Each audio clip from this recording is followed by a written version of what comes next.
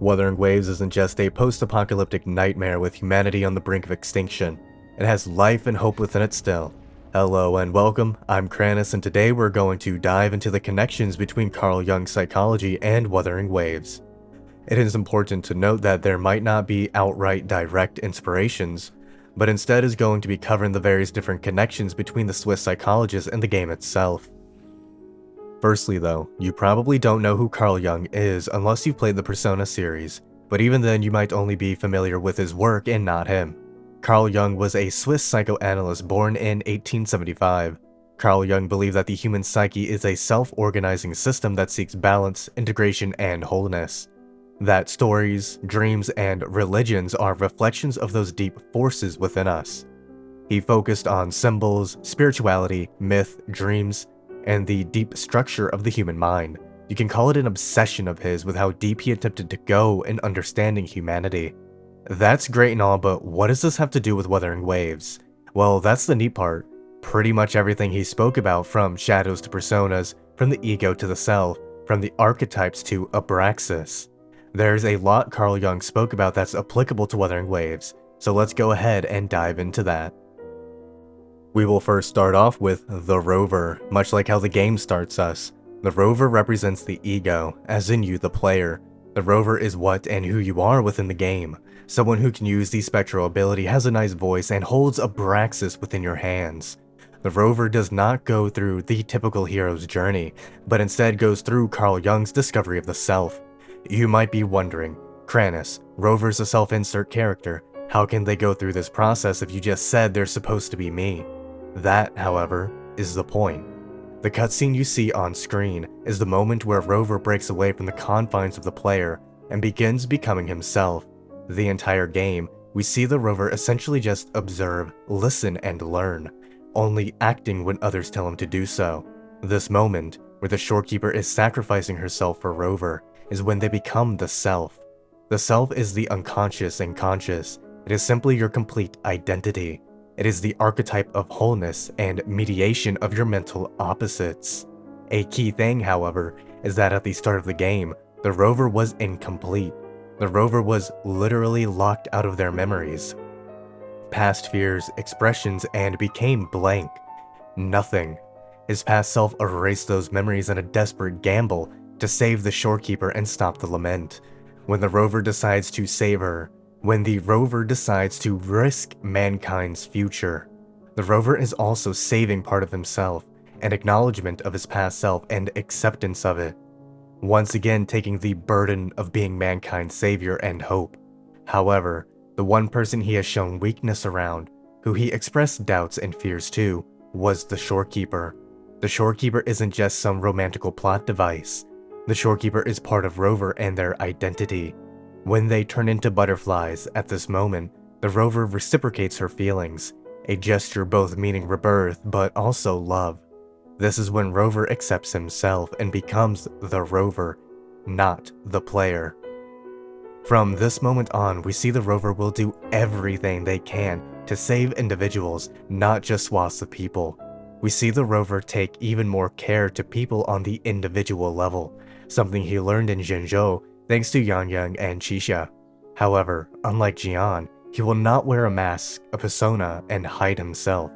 The Rover will act and does as he always does, without fear.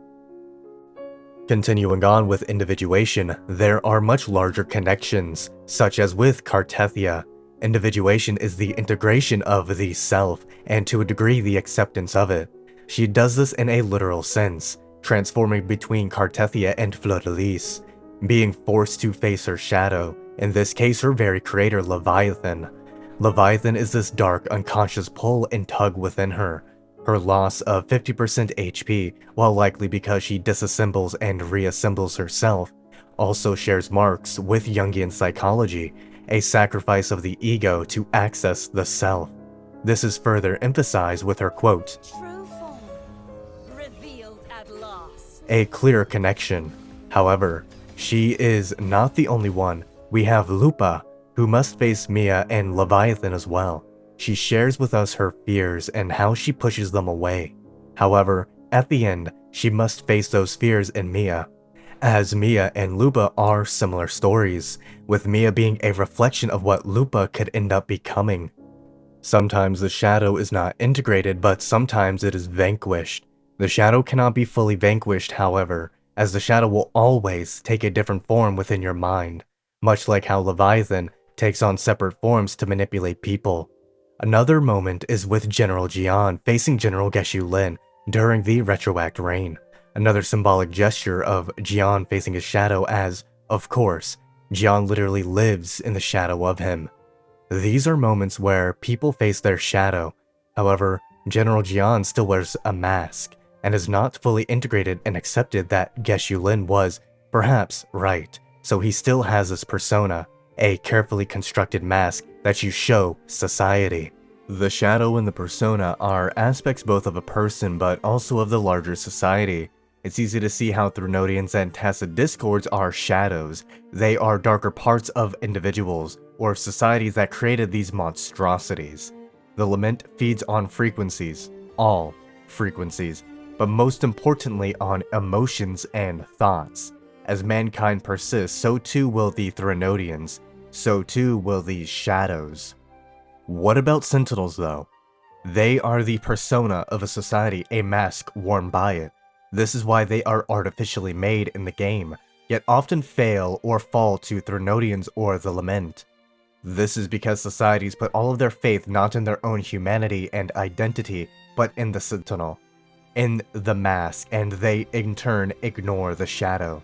When the shadow is ignored, it gains more power and it becomes darker and deeper. How ironic it is that by worshipping the Sentinel, we become more blind to the shadow, putting our faith in it rather than ourselves, and therefore prolonging our own suffering. Septimont doesn't need a sentinel protecting them. Instead, they have a guardian echo made out of fallen, defeated, and dead warriors. They worship the human spirit and face the shadows head-on. However, they also ignore the larger Threnodian, the larger flaws that permeate their society, which almost became their undoing.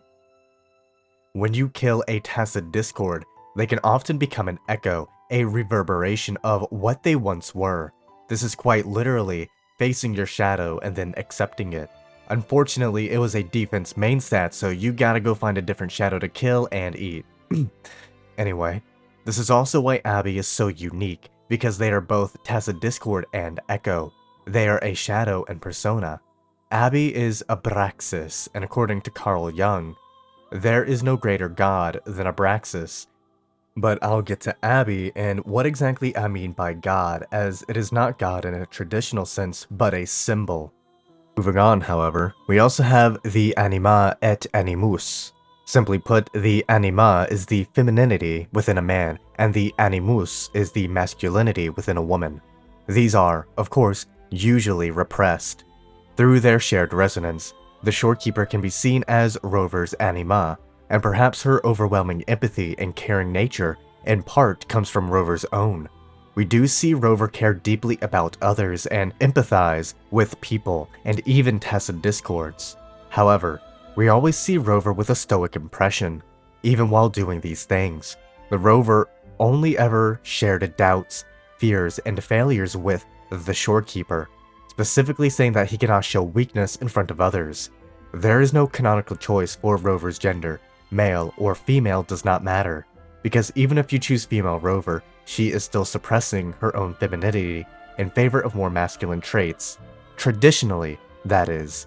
It is important to note that in Jungian psychology, Stoicism is not inherently masculine or feminine. The Rover is both male or female, and both fit the love and connection they share with the Shorekeeper well.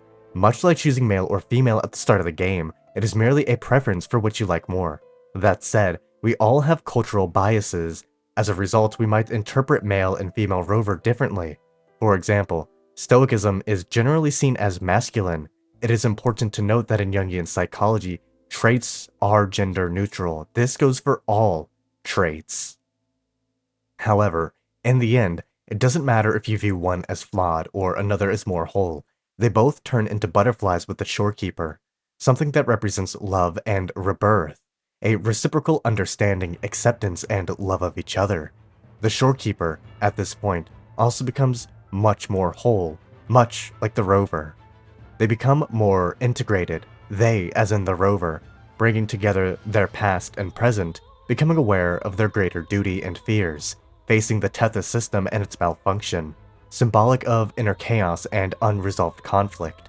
After all, the Rover is connected in part to the Tethys system. Although, the Rover does not face the collective unconscious just yet. He will, however, face it very soon. We know that the collective unconscious is a literal place in Wuthering Waves. In fact, we have an entire quest line and a whole patch dedicated to its existence. In 1.4, Kuro introduced to us the Somme Noir, a place that collects dreams of people from across Solaris. It even attempted to bleed through into reality, a clear inspiration from Persona, as, of course, the collective unconscious in those games tends to overlap and bleed into reality, which requires an unnamed protagonist to defeat enemies and collect them to use against much stronger ones. Sound familiar? Let us as well take a moment to understand the lament. It is powered by emotions, but they are not tangible things. They are felt in the mind, in the unconscious and conscious mind. The lament, perhaps, is a reflection of mankind's shadow itself, made manifested into reality. There is no confirmation this is the case. However, we do know that human emotions, and therefore the mind, plays a pivotal role in the lament and how it operates. How big of a role is relatively unclear currently. Perhaps humans are merely just an amplifier, but not the birth of it. Or perhaps, as careless as we are with facing ourselves, it is our reflection and mirror of everything we reject about mankind and ourselves. Perhaps this is why the Fraxidus are liked by Threnodians, why they aren't tortured, enslaved, or killed by them. Perhaps we have some hints of truth in the Fraxidus, not in their ideology. The genocide of mankind is objectively evil, but in how they face the lament as a part of reality not to be ignored or defeated, but understood and accepted. The Somme Noir has different layers and depths, much like the collective unconscious does. Facing the collective unconscious is only truly possible after individuation, much like what the Rover did during Shorekeeper's update and the end of that quest line. It is possible to face the collective unconscious beforehand, but it's only truly and fully acceptable after individuation. The archetypes are an integral part to Carl Jung's psychology. These are, in essence, different character archetypes. Similar to how characters in games or stories have a specific archetype, so too do we as humans have our own. These are not, however, permanent stations for us in the real world. They are more of expressions during a period of your life, not a permanent stability. Those who say you are this or that archetype in these random YouTube videos are partially wrong. You are only that type at a specific stage in your life, but you will not always remain with that archetype. In Wuthering Waves, many characters embody various different archetypes, with the Rover, of course, switching between the hero and the self contextually. The Rover also, at times, expresses the lover, the sage, the rebel, and the hero, and of course the one at the very start of the game, the innocent.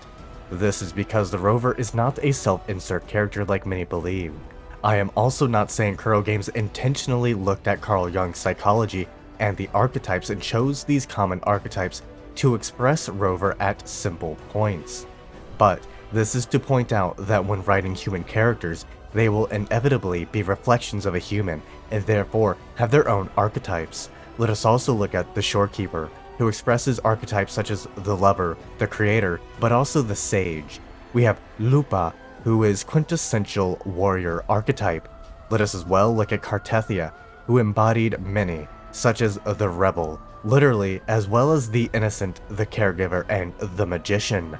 The archetypes can be interpreted in various different ways and applied in different ways as well. To converse about a character and argue over their Jungian archetype, in my opinion, is the mark of good writing and good application of the Jungian archetypes, even if applying them was unintentional, as is likely the case with most people who write good. In Jungian psychology, dreams and symbols play a vital role. They are, in essence, the language of the unconscious, a revelation of truth behind layers of meaning. Did you know that the shorekeeper dreams about Rover, even speaking his name in her sleep? Furthermore, the Rover also dreams of the shorekeeper. In a scene in Septimon's story, we see the artwork showcases the end of Wandering Sky. This scene, of course, occurs when Rover was sleeping and Frolova invades the dream. This is exceptionally important to note, as the symbols behind both of these invoke feelings of longing, of love, yet also of connection. Symbols are a means of the unconscious to communicate with the conscious. They reveal hidden truths. Of course, dreaming about someone is significant already, but using these two clear examples of sleep, we can properly dive into symbols and dreams from a Jungian perspective. Symbols often have multiple layers, which is actually something Kuro themselves like to do. They are quoted saying that they add layers of meaning to locations, story, and places. The dreams can help represent archetypes or be inner conflicts. Being chased is usually a reflection of avoiding your shadows / repressing negative aspects about yourself instead of facing them, for example. However, in dreams we have here, the end of Wandering is a place where only Rover and Shorekeeper can be. This likely represents a certain desire of Rover's to be with the Shorekeeper, but also something Rover rarely shows even the player, a desire of rest. That whenever Rover does rest in his mind, it is still with the Black Shores. Thanks to the Somme Noir, and how Shorekeeper can enter that as well, it is possible these two spend Rover's rare moments of sleep together, playing the piano. There's little to go off due to the nature of seeing so little of the dream, but it does give us insights to how much Rover cares about the Shorekeeper. What is Abraxes? Abraxes is what Carl Jung calls a god of sorts. He did not believe it was God, instead more as a symbol of totality, a method of what a human would call God. Abraxes is the unification of opposites, male and female, good and evil. Abraxes is totality. Abraxes, more or less, is not a god in an actual sense, but within the mind, it acts as a symbol closer to God. It is the integration of yourself finalized, the good and evil you are capable of. As a man, the integration of your anima, and viceversa for a woman. This is very likely Abby's name. What is Abby, however? An entity that absorbs, in other words, an entity that integrates. They are symbiotic with the Rover, meaning an integration between man and tacit discord, essentially meaning man and monster. Leviathan, perhaps, is a foil and shadow to Abby. Fundamentally, a person should only have one forte, but thanks to Abby, Rover can have multiple. The subconscious cannot resonate with desired syntony on multiple aspects unless they can properly be integrated, such as through Abraxes. Abby might be a gift from the Lady in Silver to help the Rover integrate. Integrate what, exactly? Perhaps this is why the Fraxidas see him and desire him, because he could assist their goal of merging with tacit discord and human. But what if it isn't that? What if it's integrating the lament with its opposite, as in hope? As we can see here, there are a lot of connections one can make. Whether or not they are fully intentional is something that I cannot claim. We can, however, assume there is some essence of truth here, as the game is developed by humans. It only makes sense human elements make it through within the story. When questioned about how they view people in their previous game, Punishing Grey Raven, they were asked, "Do you see your players as human?" And their response was, "Of course we do. That is why we are streaming to you live." It is clear that Kuro Games puts thought and effort into what they make and tell. It is not right to claim I am 100% accurate to my claims here, but rather to open the conversation of how far they actually went. I believe that I am partially right in what I've laid out here, but I am not a developer. I don't know everything. I can only look at what they write and interpret from what I already know. As I have said before, what the author writes comes first, our interpretations come second.